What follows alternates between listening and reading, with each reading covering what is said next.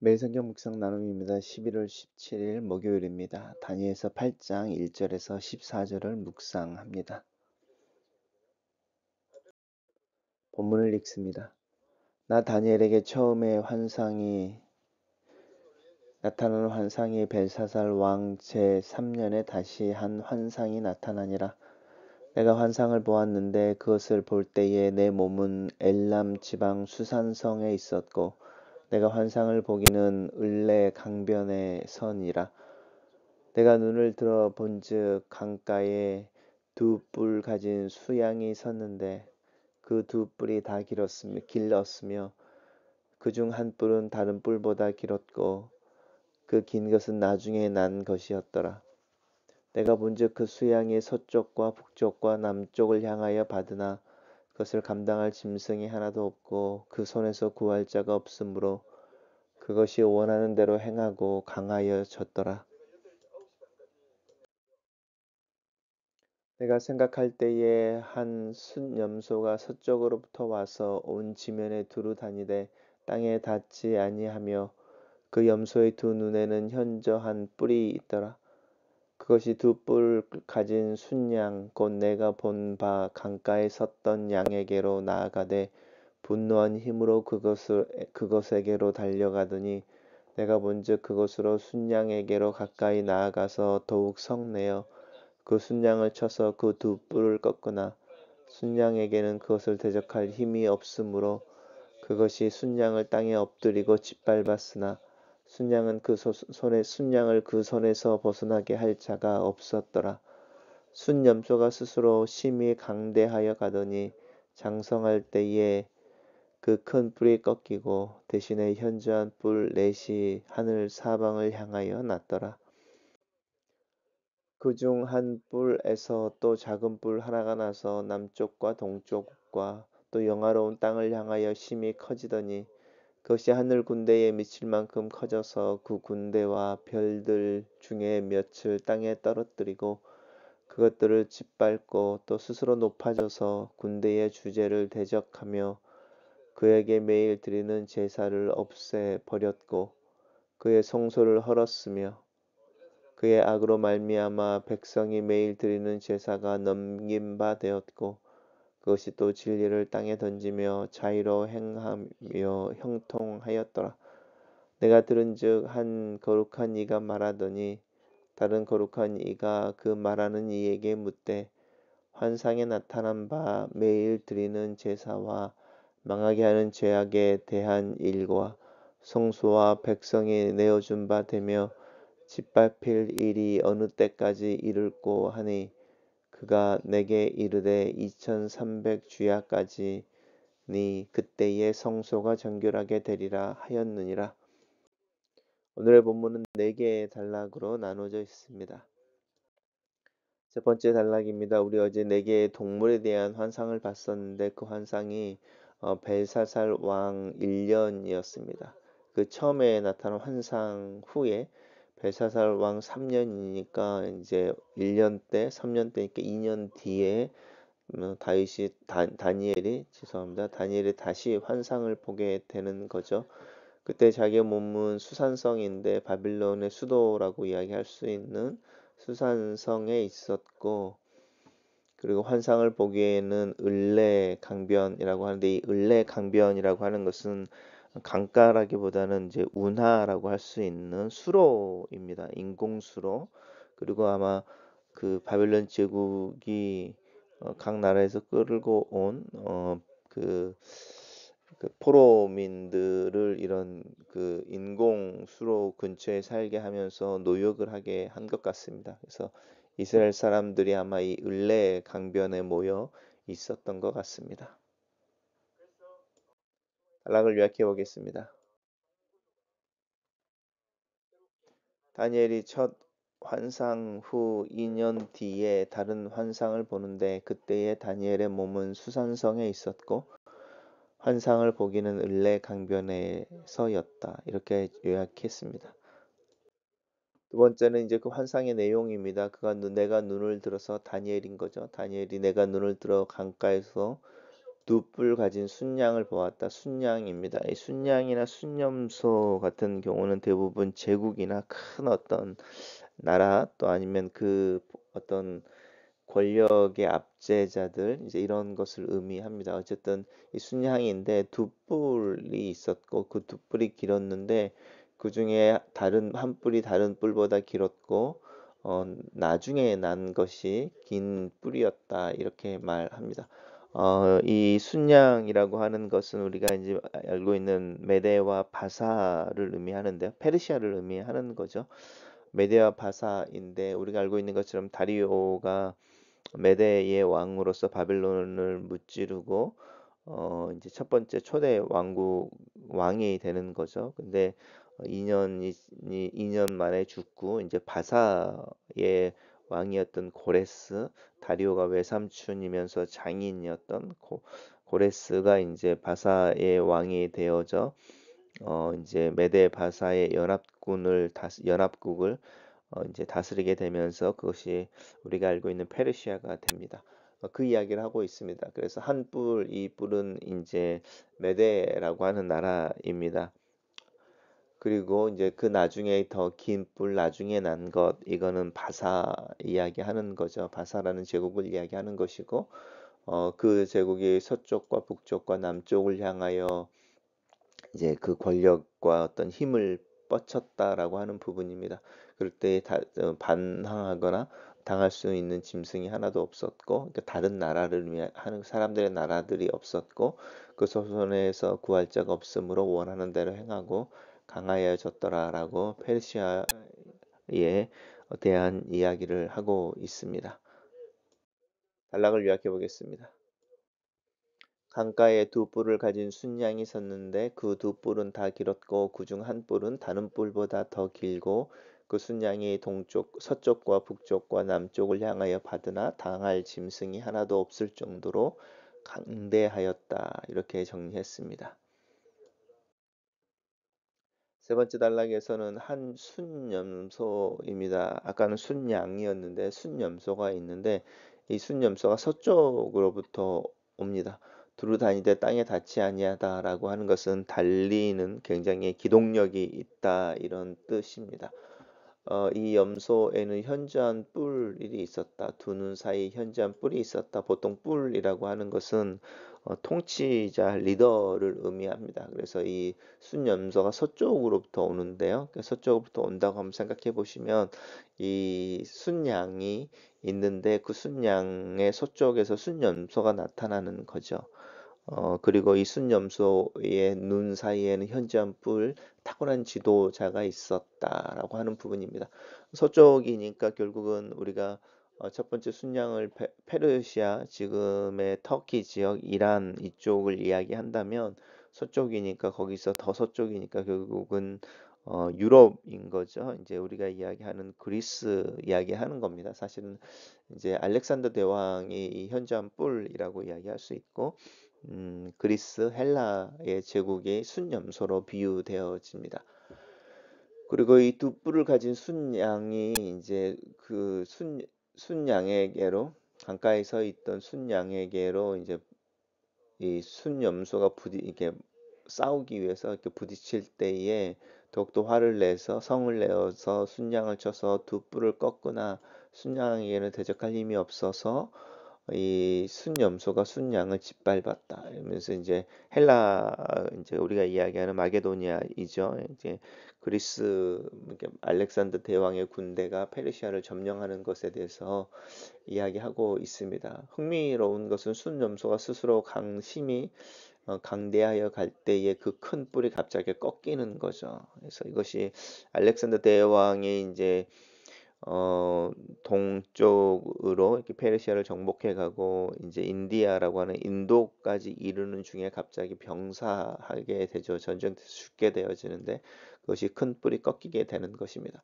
그리고 나서 이제 이 알렉산더 대왕의 사후에 이 헬라라고 하는 마게도니아가 네 개의 장군, 이제 뿔이 지도자들을 의미한다고 그랬으니까요. 이제 그 알렉산더 대왕의 부하였던 네 그 장군에 의해서 나뉘게 되는데 그 이제 역사를 보면 그렇게 나뉘었던 제국의 리더들이 이제 셀루쿠스, 톨레미, 뭐 카산더, 리스마쿠스 이렇게 네 개의 장군들로 나뉘게 되는데 그러면서 이제 동서남북 이야기하고 있는데 그렇게 나뉘는 부분입니다. 단락을 요약해 보겠습니다. 한순 염소가 서쪽으로부터 와서 온 지면을 두루 다니되 땅에 닿지 아니하며 순양을 쳐서 두 뿔을 꺾고 강대하여 갈 때 큰 뿔이 꺾이고 다른 뿔 넷이 나타난다. 이렇게 정리했습니다. 그 다음 단락에서는 이제 그 네 개의 뿔 중에 한 그 뿔에서 또 작은 뿔이 나타나서 이 뿔은 남쪽과 동쪽 그리고 영화로운 땅을 향하여 힘이 커진다 하는데 이 다니엘이 말하는 이 영화로운 땅이 어디일까? 이제 당연히 예루살렘을 의미하는 거죠. 유다의 이야기하는 겁니다. 지금은 패망해서 황폐되어졌지만 하나님께서 회복하시는 그 땅, 하나님이 계시는 하나님의 성소가 있는 땅, 그 땅을 영화로운 땅입니다.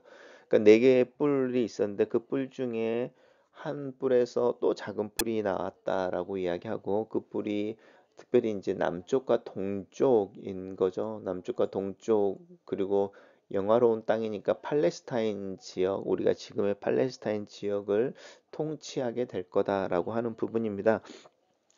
특별히 이제 그 알렉산더 네 장군들 중에 셀루쿠스라는 장군이 이제 우리가 잘 알고 있는 시리아 지역인 거죠. 시리아 지역을 이제 다스리고 있었는데 이 셀루쿠스를 정변을 통해서 이제 그 바꿔낸 안티오쿠스라고 하는 사람이 나타나서 이제 이 사람이 시리아 지역을 다스리면서 이제 예언되어지는 것처럼 남쪽과 동쪽으로 그리고 팔레스타인까지 다 지배하게 되는 큰 제국을 만들어냅니다.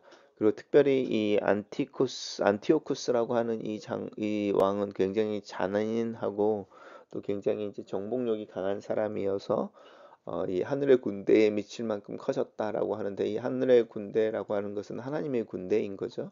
그래서 이제 이 안티오쿠스에 의한 군대가 교만해지고 그리고 그 군대와 별로 중 몇을 떨어뜨렸다라고 하는 이 그 군대라고 하는 것은 하늘의 군대인 거죠. 하늘의 군대. 그래서 고레스 왕의 이제 원년에 고레스 왕 1년에 바빌론으로 돌아가도 좋다라고 바빌론에서 이제 예루살렘으로 돌아가도 좋다라는 이제 법이 만들어서 발표가 되고 이스라엘 백성들이 이제 돌아오고 또 이제 그 유다에 남아 있던 백성들과 이렇게 함께 협력하여 예루살렘 성전이 재건되고 성 이제 벽이 예루살렘 벽이 만들어지고 이게 중흥이 되는 거죠. 다시 이제 재건이 되어졌는데 그러고 나서 이제 이 안티오쿠스라고 하는 이 시리아 지역과 팔레스타인을 지배하는 이제 왕이 나타나서 이 사람들이 특별히 영화로운 땅이라고 이야기하는 이제 유다를 다스리게 되는 것, 침략하여 정복하게 되는 것에 대한 이야기를 하고 있습니다. 그래서 이 구 군대와 별률중 몇을 떨어뜨렸다. 그리고 또 짓밟았다라고 하는 것은 이제 이 시리아가 예루살렘과 유다 지역을 점령하여 다스리게 되었다라고 하는 부분입니다. 그리고 이때에 이제 스스로 높아져서 군대의 주제를 대적하며 계속 지금 이 하늘 군대 이야기를 하는 겁니다.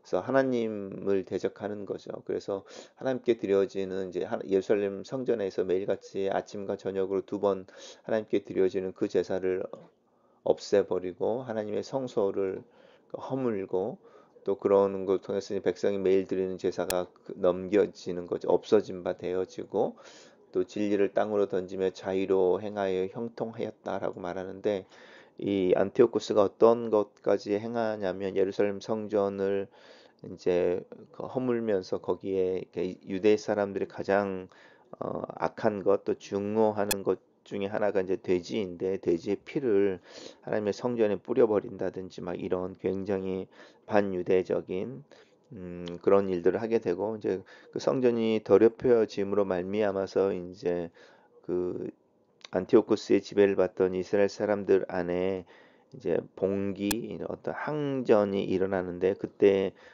그 항전을 주도했던 사람 또 그 가문이 마카비라는 가문입니다. 그리고 이 마카비 가문을 중심으로 해서 예루살렘이 이제 회복되어지고 이스라엘 사람들이 유다 사람들이죠. 유다 사람들이 독립으로 독립국가의 시기를 누리게 됩니다. 이때 이제 예루살렘 성전을 회복하고 청소하죠. 이제 대지피에 더럽혀진 청소할 때에 지성소에 우리 알고 있는 것처럼 이제 성소에 들어가면 성소에 등잔불이 있죠. 하나님 앞에 그 이스라엘 부족을 상징하는 촛불을 켜게 되어져 있고 또 열두 부족을 상징하는 진설병이라고 하는 이제 떡을 진열하게 되어져 있었는데 그때에 이제 하나님 앞에 불을 켜는 거죠. 근데 그 불을 킬 때에 기름이 하루치밖에 없었는데 이 그 기름을 이제 구하러 병사들이 나아가서 이제 그 기름을 구해 오는데 7일이 걸리는데 그 기름이 구해 올 때까지 하루치밖에 남지 않았던 그 등잔불의 불이 계속 타고 있었다. 그래서 그것을 기념하는 게 하누카입니다. 그래서 유대인들은 우리가 크리스마스라고 하는 시기에 하누카라고 이 성전이 청소되어지고 안티오쿠스를 반대하여 일어났던 봉기로 마카비라고 하는 집안을 중심으로 해서 봉기에 성공하고 항거하여 독립국가를 이뤘던 것을 축하하는 기간이 있는데 그 이야기가 우리 오늘 네 번째 본문에서 나옵니다. 그래서 이제 2300주야라고 하는 것이니까 이제 기간인 거죠. 그때의 성소가 정결하게 되리라. 그래서 정결하게 되고 여기서 나오는 게 이제 하누카라고 하는 유대인들의 명절입니다. 단락을 요약해 보겠습니다. 그 네 뿔 중에 한 뿔에서 작은 뿔이 하나가 나서 남쪽과 동쪽과 또 영화로운 땅을 향하여 커지더니 스스로 높아져서 군대의 주제를 대적하고 성소를 더럽힌다. 이렇게 요약했습니다. 첫 번째 묵상 나눔입니다. 다니엘이 두 번째 환상을 본다. 첫 번째 환상에 이어서 동일하면서도 좀 더 구체적인 내용이 등장한다. 하나님께서는 장래를 계획하시고 그 계획 속에서 역사를 움직이시는 분이시다. 인간의 역사 속에서 제국들이 하나님의 계획하심 속에 나타나고 사라진다. 하지만 그들은 자신들의 영원하지 않음을 잊어버린다. 스스로 높아져서 하나님을 대적하는 위치에 선다. 스스로 속이는 것이다.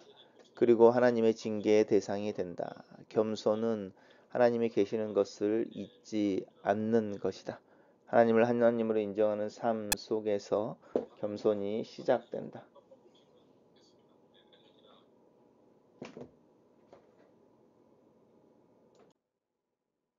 두 번째 나눔입니다. 세상의 권력은 유한하다. 파괴적이고 패권적인 것처럼 보이는 권력도 순간 사라져 버린다. 보이는 것보다 훨씬 약한 것이 사람들의 힘이다. 사람들의 힘은 다른 사람의 힘에 대한 비교 우위일 뿐이다. 순양이 순염소에게 짓밟히고 자신이 더 낮고 더 높음을 주장하지만 하나님 앞에 서게 될 때 다 같은 인간이며 사람의 나라가 된다. 이것이 나를 겸손하게 한다. 세 번째 나눔입니다. 순양이 순염소에게 짓밟히고 강대하던 순염소의 뿔이 갑자기 꺾인다. 인간은 코에 호흡을 의지하여 사는 존재이다. 그 호흡을 하나님께서 거두어 가시면 그는 그의 기원인 흙으로 돌아간다. 아침에 안개처럼 해가 뜨면 사라져버리는 유한한 존재임을 기억하며 살아야 한다. 끊임없이 변화하는 제국과 역사 또한 인간이 유한한 존재임을 증명한다. 유한한 존재는 바람에 흔들리며 상황의 영향을 받으며 사라지고 또 다른 존재의 나타남을 통해 그 존재가 이어진다. 변화한 중에 존재하는 인간의 신비가 인간을 겸손하게 한다. 나 또한 그렇게 매일 변하는 존재이며 호흡을 의지하여 움직이는 존재이다. 그래서 성장할 수 있고 하나님을 더 알아가며 하나님의 원하시는 삶의 모습으로 변화해 갈 수 있다. 네 번째 나눔입니다. 사람의 나라가 하나님의 백성을 유린하고 하나님의 성소를 더럽히고 하나님의 영광을 대적하는 존재가 될 때 하나님의 심판은 필연적으로 그들을 위해 불을 쏟는다. 진리를 땅으로 던지며 자의로 행하는 자들의 형통함은 순간일 뿐이다. 믿음의 사람들의 고난과 고통 또한 순간인 것을 기억하자. 하나님께서는 인간의 역사와 사람의 나라에 개입하시는 날이 있다. 심판의 날이 있다. 그리고 그 믿음이 나를 평안하게 한다. 나는 이 하나님을 신뢰하고 하나님의 날을 기다리는 믿음으로 하루하루 살기를 원한다. 글로 쓰는 기도입니다. 역사의 주관자가 되신 하나님, 내 삶의 변하는 환경 속에서 믿음으로 살아가기를 기도합니다. 그 변하는 환경의 영향으로 내 삶이 변화하는 것을 인식합니다.